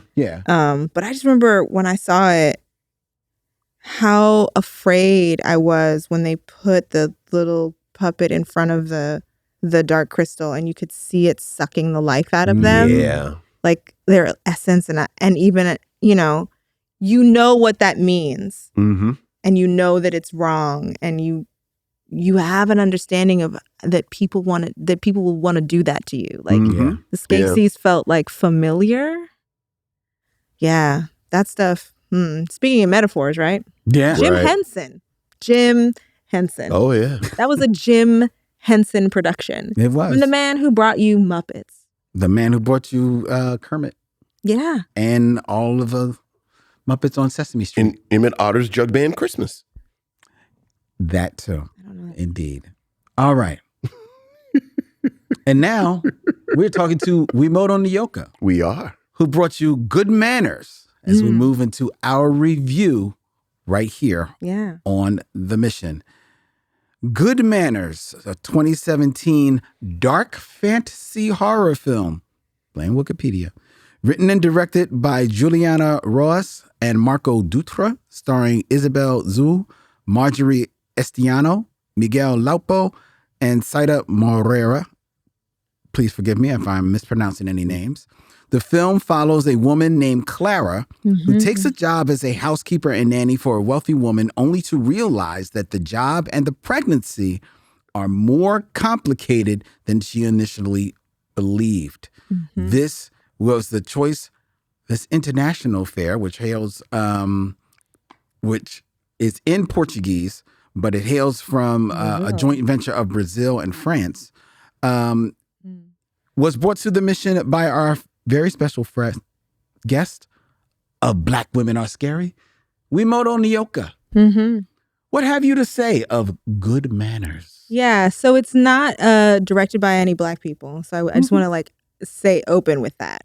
However, I just wanted to put it on people's radar because it's been called so many things. Dark fantasy. I've also seen it called a horror musical. And horror musical. Because they use music. And so again, I think it's an interesting, like when you're looking at horror that's not from the United States, the like lack of language that we have around that. People are coming from literature traditions, traditions that are different than ours. And so again, just to circle it all the way back to Beloved, which is done a bit in magic realism, like Toni Morrison talks about that and being very influenced by Latin American writers, and like magic realism is just kind of a thing. And so you see that influence in horror coming out of Latin America, right? Where magical things just happen. People will just start to sing, but that doesn't necessarily mean that it's a musical. Like it doesn't mean these things. It's just not as tight. And so this film to me is like 3 different like it moves through all kinds of genres in a way that like I think that's interesting that it just doesn't really seem to care. Like it's just like whatever we need to tell the story is what we need to tell the story. And I think that Clara is such an interesting protagonist of all the like Black women who get to star in any kind of genre thing. Like she really stands out to me. She's so mysterious. Why is she alone? Why is she all alone? And they never Never tell talk to you. Nope. You never get an Mhm. explanation about that. And I'm just like, I love that. I love that you never explain it. I think it's because she's queer, but you never tell me. She does some like hoodoo style things, Right. but she's in Brazil, so I'm like, that's but when she put the blood Mhm. in the food, and I was like, Right. is she casting a spell? Like, does she come from some kind of candomblé or santeria practice? Like, there's so much that they never tell you about her. You get hints. Yeah. You know, my mother And- taught me how to do things. Yeah, You get hints. you Well, just yeah. get these little things, and Mhm. like, I never know if she wants to do any of the things that she's doing, or if she just feels like she has to. Like, the actress has such a great like poker face Oh, yeah. for so much of it, Yeah. where Yes. it's like you never get to know. Like, Lara just doesn't ever let you get to know her, and I thought that was really interesting. Like, in a way, she's a bit standoffish. Mm-hmm. But I like her. Mhm. I get a sense of who she is through her actions. And it just, the whole thing also just made me, I felt how isolated she was. I felt how, I guess, alone. She felt like the last Black woman on earth in this film. Like, Mm. and there was something about that I thought was interesting, just with the little bit I know about the way Blackness can and work in Yeah. Brazil specifically. Like, it's a totally different context, right? It's a different way of being Black. And like, so I also think that that's interesting. Like, Mhm. whenever I see Black people from other places, like, what's it like for y'all? You know what I mean? Yeah. Like, What's Right. it mean for Right. y'all? Right. yeah, what's it mean for y'all? So like, I do feel Glada's like in a white world, and I feel that very strongly in the film, Yeah. and that plays a part in her decision making. Mhm. Mhm. Like, even when she gets with her boss, I'm like, I don't even know if you like her or if it's just like she kissed you, so now you're like, yeah, I gotta do this. Yeah. Like, I thought their sex scene had like a lot of political and power dynamics in it that kind of made me uncomfortable. But I was glad that they didn't even shy away from that. I'm like, it's probably like that. Like, she's microaggressed when she's at that bar and that woman's hitting on her. Like, I can feel the like exoticism and fetishism that's kind of coming through. And so there's just like these aspects of it that I feel like, when you were like, is it a Black film? I'm like, it's not written by a Black person, but it feels like there's things about it where I was like, yeah, when you're the only one in the room, like, this is it. And then you end up with this white man. You end up raising this white man. Yeah. Right? Like, and like, then that whole part, like, I thought when the woman had the baby, it's gonna be over. And then the movie keeps going, and I'm like, there's an hour left. Look. and I was like, where are we going Look. with this? So she's like raising this little white man, and Yeah. she's basically keeping his beast at bay. And I'm like, is this a metaphor for like the mammy role in like white supremacist patriarchal culture? You know what I mean? Like, because she's like, don't feed him, don't give him blood, and like, she's trying to like keep him good, and like keep it just Like, there's just so many, like keep him in check, and like Mhm. and there's so many, I think, wonderful horror moments too. Of like when the kid when the two little kids are in the mall. Like, I felt so bad for his friend. I was about to say, poor dumb Micheaux. Yeah, and then when the little girl at her birthday party comes and she's just like covered in the thing, like, there was so much great like werewolf moments too, because I'm also I'm like a werewolf fan. Yes, just over let you know, vampires. it's a werewolf. It's a werewolf movie. Yeah, so like there was some really great moments there, but just the use of a werewolf and of body horror wrapped up in what may or may not have been social commentary, I'm not sure, but just that Glada never seemed to have to explain anything. No, not at all. Not at all. Doesn't explain herself, like you said. She basically just appears on screen. And even I like that when she appears on screen, she's going for the interview to be the nanny. Right.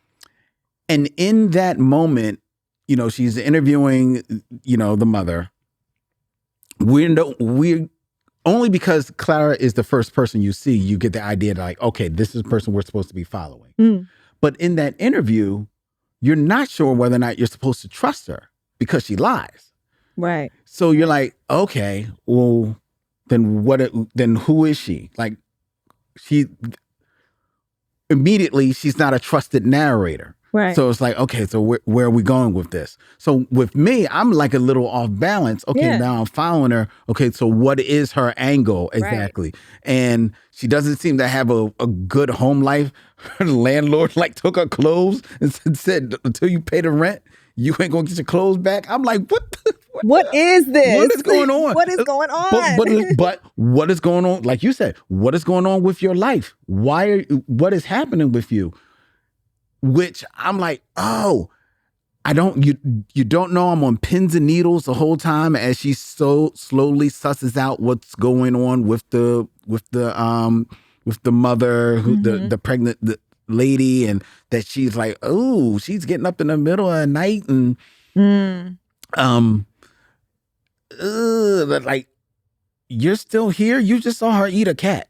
Like, just like Vincent, that was a great scene. Yeah, you text me. That's a great scene. Anything that happens to her after she saw this woman eat the cat and she didn't leave, it's on you. You got it. It's on you. Right. But to your point, as she is sensing what is going on, because what I felt was that when she cuts herself and sprinkles the blood on the food, it's like she's picking up what's going on. Yeah. That girlfriend has got like the mother's got like a little thing about blood. So she's testing these theories. And I'm thinking, has she been here before? Right. Is this familiar for her? Yeah, like just the fact that she thought of that, even if it was to test, like, I wonder if she'll like it more. I'm still like, that's where you went. Exactly. Because like to Vincent's point, everybody else is out the door. So you're still there. You're still there like, let me try this out.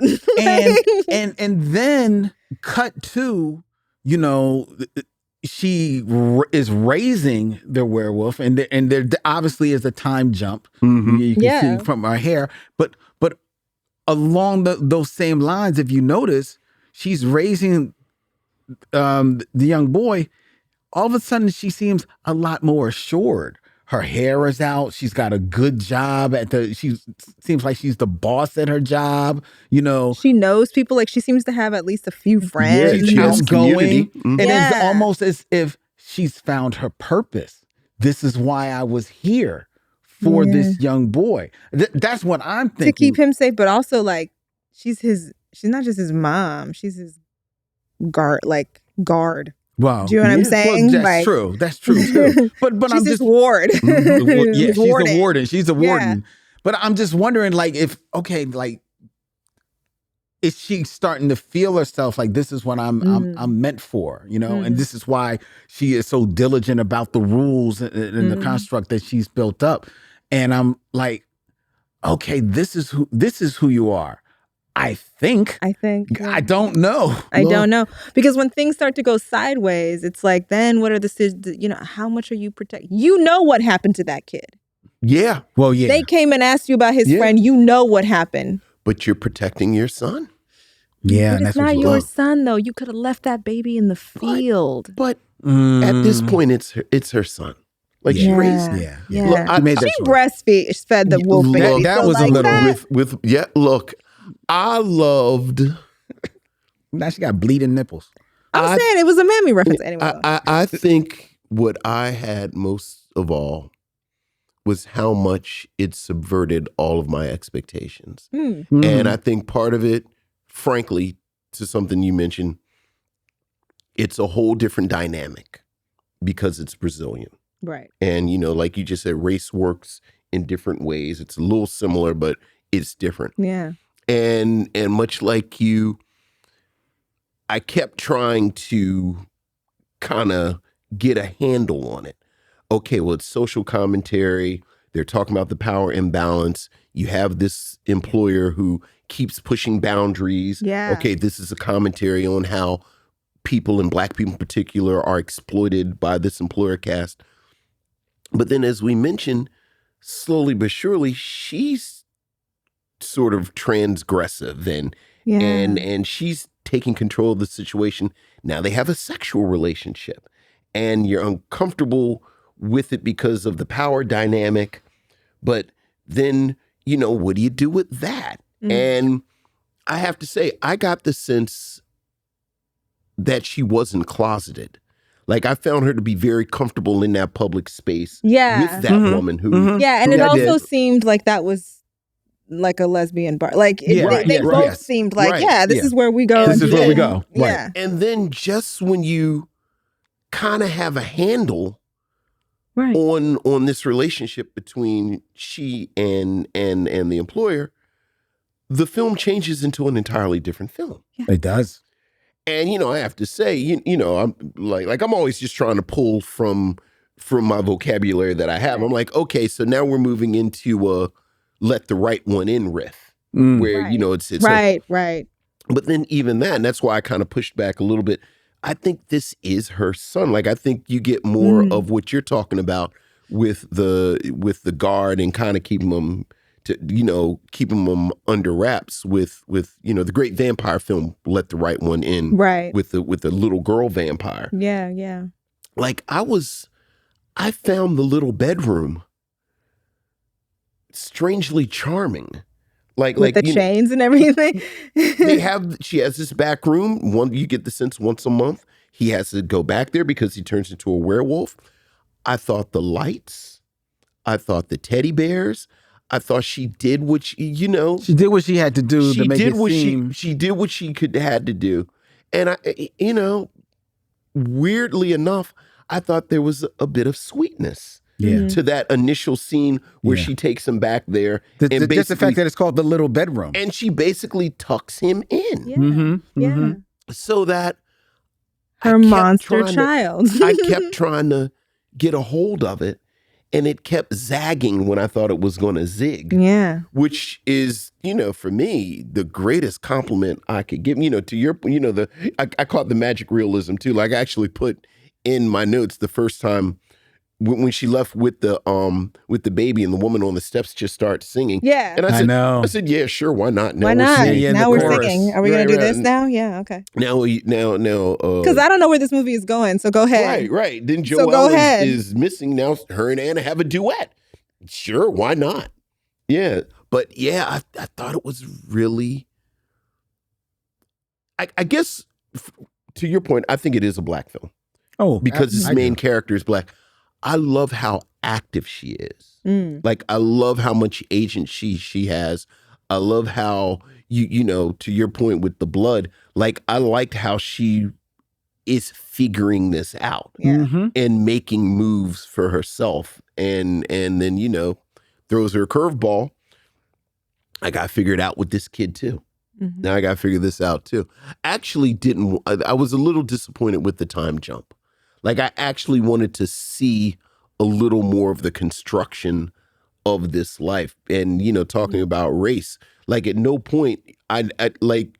No one ever asked how is that your child? You just showed up with this baby, with this white baby, and everybody's like, anyway, right. That's her kid. But again, I kind of feel like this is why I'm feeling like there's a lot of like commentary on the labor of Black women, the expectations of Black women, like especially when the employer was alive, like the bound, like so many of the times when she would just like be on her high key Becky energy, and I was like, oh my God, I've been trapped in this conversation before. Like in the beginning when she like was just starting to work with her, I was like, I know this woman and I know this tone and I know these requests, and I was like, ugh, like it was very like activating where I was like, oh, this, and so. Yeah, like that she can just show up somewhere and have this white child, and everybody's like, well, how many times do you go to the park and you see Black women with white babies? Wow. Yeah. So right? So there's like this is you know what I'm saying? Yeah. Like it's just like it leans into that space because she was there to take care of this pregnant woman in this very fancy space, right?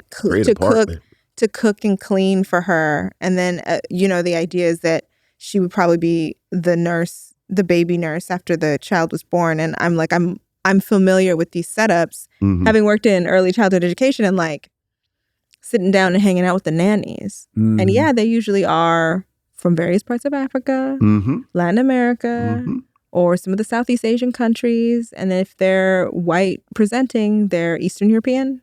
Like that's who's in the park. with the baby strollers. Yep. Do you know what I mean? Yes, Like it is. who can working for the people who can afford that, right? And sometimes it's because the mom works and needs that, and other times it's just because she don't feel like that. Because she don't want to do it. Like you talk like to some this of them. lady. Yeah, you talk to some of them. They're like, no, she's home when I'm taking care of the child. She just doesn't want to. Or there'll be nannies that are specifically there to deal with a child when they in the night. So I met some where there's like a whole industry of nannies that specialize in baby nurse. They're the ones who will get up at night so that you can sleep. Not that now women need help. Women need to sleep. Yes, it takes a village. However, the commodification of that and then the racial politics of who is the person who's doing that is the part where I'm like, I don't know.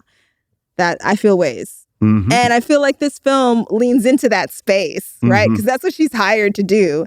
And in essence, she inherits this child. Like, that is what she ends up doing. Yeah, she ends up being fully the parent of this child. She's a 24-hour nanny. Yeah. Yeah. And standing with him all the way to the end. All the way to the end. end. Her loyalty. I had so many questions about it. Like, I'm like, all right, you love this child, but you know his mom, all the things. And like, is this really Glada's responsibility? And does she need to like stand? At that point, she's taken on the responsibility. You can't not. Yes. If I see a little werewolf entangled in an umbilical cord, is my thought to unravel the cord? No, my fault. Could you kill it? I don't know. Because that scene was interesting, right? She approaches it and you don't know. She gonna leave it? Right. She gonna let it die? Yeah. I don't know if I could kill it. Right. I think kill it, but let it die. I think I could leave it. I was gonna say, I think I could leave. Yeah, I could leave. I don't. Yeah. That's between you and Werewolf Jesus. Yeah. I could leave. I could just back away. Nothing to see here. Wipe the doorknob. You know what I mean? Because somehow I'm gonna get blamed. Exactly. Yeah. That's my thinking when she was leaving. How good did she wipe off her her fingerprints? Because she was all over that joint. Oh my God. But because to me, if you were gonna just leave it. Right, don't pick it up and then leave it in the other spot. Leave it in. Like, why are you doing all that? Yeah, you cleaning it up and take it out and werewolf leave it in. Moses thing going on. She's just gonna. Yeah. That subway ride where she's got it is hilarious to me. And at that point, when I first watched this and she's just sitting there like, oh God, I'm like, Glada, what are we doing, girl, sis? Like, where are we going with this? Yeah, like, where you going? Why you got the werewolf baby with you now? You ain't even got a house anymore, I know, you don't even work. Like, you ain't got a job, you ain't got nothing. Where we going? Like, what are we gonna do with this? Yeah. Yeah. So that idea, the time jump, yes, is a little bit of annoying. But yeah, I could have left it. But she made that decision. Yeah, made it, and it worked. She heard what to her was a baby crying. Sure, absolutely. And I don't know, and I don't know if I'm thinking that it's a baby. Yeah. It's because it's one thing to see. It's one thing to see a werewolf baby. It's another thing. Where there are sentences that have never been uttered in the history of the English language being uttered this evening. We're all about language here, but it is another thing to probably from her viewpoint have played a little bit of an active role, right, in kind of like the rearing, like the seeing that baby come to. She's been monitoring. Bust out. Okay, can we just talk about the body horror of that moment? Yeah. I screamed out loud because I was like, I don't know what's gonna happen, but I didn't think it was gonna be like an alien. Yeah, I didn't think it was gonna do that. That moment, I was like, whoa. Yeah, that was a lot. Yeah, it was a lot. But it was, and it was a lot of blood. I was like, God. But yeah, she made a decision. She did make it. She made a decision. I thought the special effects were surprisingly effective. Considering that this is definitely a fairly small budget film. Yeah. Absolutely. Mm-hmm. Actually, I wanted to look up the budget for this if it showed. It doesn't show the budget. doesn't show the budget of the film. But yeah, I thought the special effects were pretty good. I actually also thought, a shout out while we're giving props due. Clara is played by Isabel Zua. Mm-hmm. Shout out to Miguel Lopo as Joel. Yeah. I thought he was actually an excellent young boy. Yeah. I was with him, especially because he definitely plays like, just like a sickly, but a cute little son. But when he starts to figure out who he is, and that becomes his mission, gets a steak. But you can see the intensity on him without it being like, some, like furrowed brow. He was just a young boy that wanted to, one, find out who he is. Sure. And then two, he just wanted to be a boy.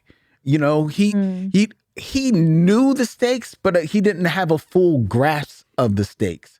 And I think he portrayed the agony of fighting that against who he was very well, considering his young age. I really liked his performance. And it's interesting that it's a boy, right? Like there's race here, and then there's also gender, right? One of the co-directors is a woman, and so I think that the fact that you're starting with a sapphic relationship, in a very sapphic space, and like she's pregnant, it's all like woman stuff. And then we move into this. Then we move into the second film. That's right. There's the first part of the film. Yeah, we'll go there. And then there's the second film that happens inside the film, where she's raising this boy. And it's like you got to keep that aggression under wraps. And if you don't teach like a productive way of doing that, he essentially like wreaks havoc. Right. He becomes so dangerous. He can't even be around other kids. And I thought that was interesting too, because it could have been a daughter.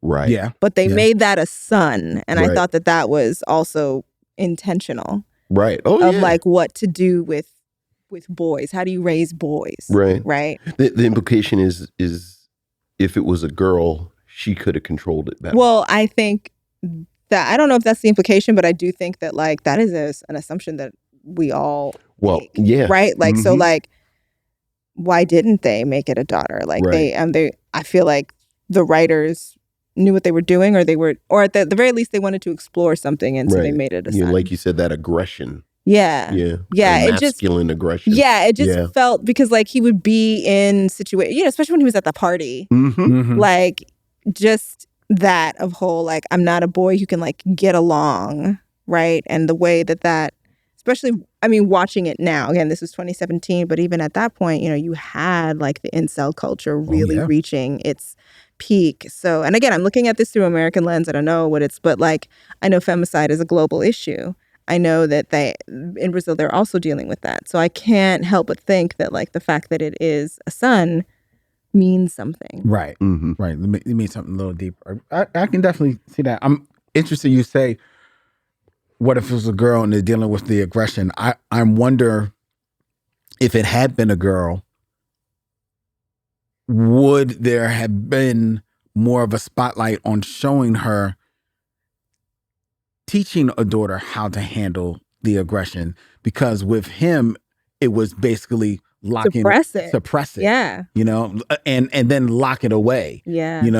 To which, because he wasn't, while he was a young boy, he certainly was an intelligent boy. And, he was old enough where you could have walked him through some stuff. He was old enough to go to the mall by himself with his friends. Well, I don't know about that. He was old enough that he came up with the idea. He wasn't old enough that he should have done it. Right. Like, because he was younger than his friend, and his friend was 10. Right. So, they should have not done that. They should not have done that. Right. But who hasn't? I mean, right. Right, but going back to near the Brazilian Orange Julius. So.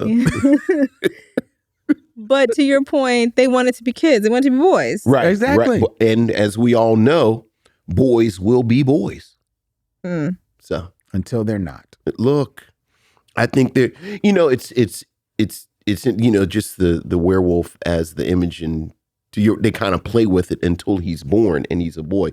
That's sort of kind of paralleling it with the menstrual cycle Like at one point, Clara actually has the journal open with the moon, the phases of the moon, and you do kind of get this 1-to-1 until him being a boy disrupts that. Yeah. So I do think there's something there. With gender. And again, this aggression. Like so much of him transforming into the werewolf was about aggression. Yeah. And, this kind of violence. And he was hulking out. Blood, red meat, right? So like red meat kind of. Yeah. Like, that's what sets it off. Right. I was wondering, was it like he was a straight vegetarian? Yeah, he wasn't allowed to eat anything. That's all he did. He was like breads and vegetables. Yeah, so it really was, Yeah, it was why meat. he looked sickly. Mm-hmm. And I think I remember that scene where he gets the meat and it's the woman watching him who really undermines Yes, Clara's, she does. She undermines Absolutely. Clara. And I also think that that's interesting, like just like the way that people think they know better than a mother and think they know better than can feel fine with undermining Black women. Because it's like, well, she's in charge. If she said that, like, you don't know, he could have an allergy. Right. That's very true. But like, so who cares, lady, if you think he should eat meat? I said this, and my sister and I will talk about this too with my nephew, like just the things that people think that they can just say to her. Mm-hmm. Like, you shouldn't do this. And she's got to always check people and be like, you don't tell me. Right. You're not doing this. That's right. You're not there. Right. I don't know why you, so like, there's some of that in there too, which I love. And I do think, because there is a woman who's behind the camera and a part of this, like you get that, like these things that women do to each other, right? Right. Yeah. It's not like, I don't even remember there being like a whole lot of men that like had lines. There aren't a lot of male characters. Yeah. No, I think it's like it's Micheaux's dad. Bob, Yeah. There's and the priest. Yeah. That's it. That's it. I think that's really it. And they have speaking roles, but it really is just sort of advance the plot. Yeah. Like they're not really part of the... Yeah, they just kind of show up, but really it's women and the children. Right. It's to your point about that. I think a woman director and writer of a film makes sure that there's the scene where after she gets him taken care of after eating the meat, make sure that there's a scene where she goes and checks the lady about serving him meat. Because there was that scene, right? There was that scene. Yeah, because I'm trying to remember. She goes there, and she's like just standing at the door, like, he was fine when I left. What happened? Right. And makes her tell her. She's like, and I think she's like all in the frustration of it, so you don't get like a full catharsis. But that's what a mother does. Like, yo, what did you do with my kid? Yeah. What did you do? Because Right. everything was fine. Yeah. Really? You know what I mean? I told you to, and then you didn't do what I said. Yeah, you want to do Decided what you want to do. This is not your cat. Yeah. You know? Yeah. Which is funny. Flash 2, she saw the mom, eat the cat. They like to feed the blood down to the baby. So when they showed that they were celebrating his birthday, Oh, no. and there was a cat that had like a ribbon around his neck, I was like, oh, she got him a cat. She got him a cat. I thought she got him a cat. Yeah. I was waiting for the They didn't have scene. any pets. I know. But maybe she did get him a cat. They didn't have any pets. Maybe she She did. had such a streamlined life for him, like a routine, Well, Well, that's how you had to talking be. about, and again, like one thing I admired about this character was how active she was. I got the sense she was always ready to go in 15 minutes. Oh, like, she had to get Yeah. out of Like there. when he got Yeah, out and yeah. she was packing the suitcase, I was like, oh, she's been waiting for this for 7 years. Mhm. Yeah, Like she knew I might have to. I might have to do this. Yeah. Yeah. Yeah. So Oh, what So- was the movie we saw where that also played out? It was the Timothy Chalamet movie. yeah. Is that the one where they're ghouls? I didn't see that one. No, they're cannibals. Bones and all. Bones Bones and and all. all, yeah. I did not see that. Bones and all. Oh, I thought they were ghouls, but that's why I thought they were ghouls. They're It's cannibals. really it's good. It's Is real. it? It is You'd like it. It is really. I like the really woman good. who plays opposite him. Yes. That actor, Mhm. wasn't she in Mr. The second to The Shining? Mr. Sleep, Dr. Sleep. Dr. Sleep. Yeah. She was the one in Dr. Sleep, I don't know. wasn't I didn't she? see Dr. Sleep. Doctor, yeah, with Ewan McGregor. I think she was a young woman in that. She was in that, but we had Like the saw her. kid. We saw her in something else. I've seen her in a couple of things, I think. Yeah. She's rolling tip of my tongue. Taylor Russell. Taylor Russell. Taylor I Russell. like her. She was in Lost in Space. Mm-hmm. That's what we shouted her out for. Yeah. And Escape Room. Okay. And as well as the sequel. She was in Dr. Sleep too, though, right? Is that the same one? Let me look up her acting credits. She was not in Dr. Sleep. Oh, that was a different one then. She was not in Dr. Sleep. My bad, girl. My bad. Unless you're confusing that with Dr. Bird's Advice for Sad Poets. No. Oh, then no. That's she a was different not. movie. She was not in That's a very different film. It's a very Not that different I'm film. Very thinking different of. film. All right. So with all that being said, I think we all land on this, that this is indeed a Black film. Mm. Mm-hmm. Would you recommend that people see Good Manners? Yeah, I think if you like interesting international films, this is worth a watch just to be like, what do these people do over here? You know, like there's just so much going on. There's so many things that they got away with that I'm like, how did you even get this greenlit? Like, it's just so many things that are there to unpack. Whether you like the film or not, I don't think you're going to be bored. No, I think Like, it's not a film where you're going to be like, I know what happens. This is formulaic, and you may not like it, but it won't be because it bored you. It might just be because it confused you, or you were like, "Where are you going with this?" But yeah, I can see that. But to your point, it does almost feel like two movies. Just want to let you know. Yeah, It does almost feel like two movies, two complete movies. Yeah. So it's got some length to it. So you may not be a little bored, but you may be like, okay. I need to go get some more popcorn. right. You know, but I watch it in 2 sittings. Exactly. But I would agree. I would recommend people see Good Manners. It was I like a good story that takes some of the aesthetics of horror and does something different with it. Yeah. And this definitively did. It's almost like a horror drama. Yeah. You know? And or really horror social commentary. Yeah. Social drama. yeah, but a lot of horror has social commentary. You're right. But like this could have been a telenova or A telenovela, yeah. But You could have made it episodic. I'd have tuned in for that to be like, what's Werewolf Baby doing now? How's she gonna get through it? exactly. How's sis gonna get through it now? He done ate his classmate. Now what? Now what? Now what? What are we gonna do? Or now we gotta leave. Now we gotta Start a leave brand again. new life and each season. Yeah, it's a different town. Yeah. You're like, here we go. Yeah. Like How Right. to Get Away with Murder, only with Right. I'll make it 3 for 3. Yeah, I really enjoyed it, and for a lot of different reasons, for everything that everyone has just said.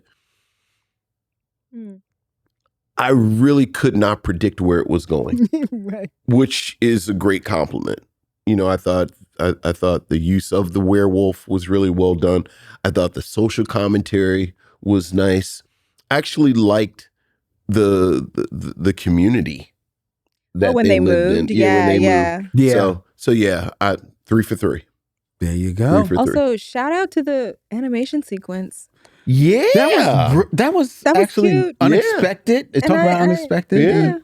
And They just switched to another medium for like a hot minute, and I was like, I'm okay with this. This is fine. Again, Yep. there is a free-flowing nature to it, a breeziness almost that you just, yeah, sure. You're like, right there okay, with now it. we're gonna do like that. waited for wood People cutouts listening or to this must puppets. be like, what? There's an animated sequence. Yeah, There's yeah, a yeah. werewolf pregnancy. There's music people that eating cats. happens.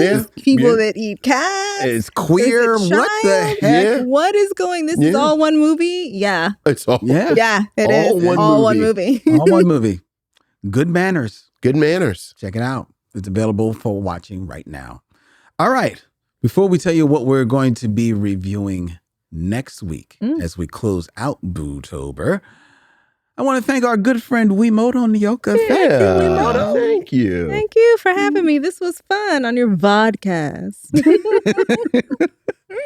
This indeed was a great time. If people want to check out where what's going on with Black Women Are Scary, which is available wherever podcasts are. Yeah. But if they want to find out, hey, what's Wi-Moto up to? Where can they go? Yes. Okay. So I am on social media. Yeah. I am. Yeah. We were sorry earlier. I don't know if we remember we were recording them. We were talking about how we kind of hated. But yes, Instagram, Blue Sky, and Spill, the Black-owned app. Haha. Yeah. At Dusky Projects. DUSKY Projects. And then also, yeah, once you go there, there's the link tree that has all the links to all the things, the newsletter, when we're going to do Black Women Are Scary Live again, any other like live events that I have, my Botanica, which is a little shop. That's my shop on Patreon that has also exclusive content. So yeah, check me out. Very nice. Nice. Very cool. And if you're in the Philadelphia area tomorrow, I invite you to join Vincent, myself, as well as Stephanie Watts of the Be Real Black Cinema Club at Bryn Mawr Film Institute as the Be Real Micheaux screening series concludes for 2025 with our screening of Death by Temptation. 7 p.m. tomorrow at Bryn Mawr Film Institute. Come for the movie, stay for the live podcast, and enjoy the free pretzels. There you go. The Micheaux Mission is, you can find us online, MicheauxMission.com. 2 men, 1 podcast. Every Black film ever made. You can follow us wherever you find your social media, Facebook, Instagram. It doesn't matter. We're there at Micheaux Mission. We do have to get our Blue Sky and Spill accounts up, Vincent. Oh, wow. I will make that happen. All right. Okay, good. The Micheaux Mission. Thumbs up. I didn't see the thumbs up. You didn't sorry. say thumbs up. You showed thumbs up. Thumbs up. Thank you. Okay. The Micheaux Mission is also available wherever you find podcasts on Apple, Spotify, or wherever you find vodcasts on YouTube, where you can hit the bell, subscribe, and be notified of when we go live, when we put up our shorts, when we put up our edited versions. Please check us out there. The Micheaux Mission is also thankfully supported by each and every one of you who joins us on Patreon. Patreon.com at Micheaux Mission. Just $5 gets you exclusive content like the Binge Lounge, where we just broke down Medea's cinematic universe, like Serial Killers, where I will be breaking down the Captain Crunch universe, as well as we will be concluding our rundown of 1977's Saturday morning lineup. And there's also Len's Secret Movie Podcast, where me and my good friend Ariel Johnson are reviewing any film that we want to. And we reviewed, we've done They Live, and we did Magic Mike XXL. And then, in November, we've got a twofer coming for you. Ooh. Yeah, so check it out. It's all available on patreon.com at Micheaux Mission, which is a proud member of the Believe podcast network. Believe, BLEAV, every sport, every topic, everywhere. Like the Micheaux Mission, which streams live every Tuesday night right here from Young Chunk, Philadelphia's premier video podcast palace. If you want to bring your podcast or your vodcast or whatever you have cast to all these beautiful cameras and settings, go to youngjunk.com and make it so. All right? All right. Next week, here on the Micheaux Mission, we close out BOO-TOBER with Vincent's selection. Oh boy. Academy Award winning Octavia Spencer. Yes. In the role that she was made to play. She is Ma. You're doing that one. We are. Okay. And next week, here on the Micheaux Mission. Until then, he's Vincent, that's Wi-Moto, and I'm Len. And in parting, we say, We'll see you when it's time to meet again. Young John.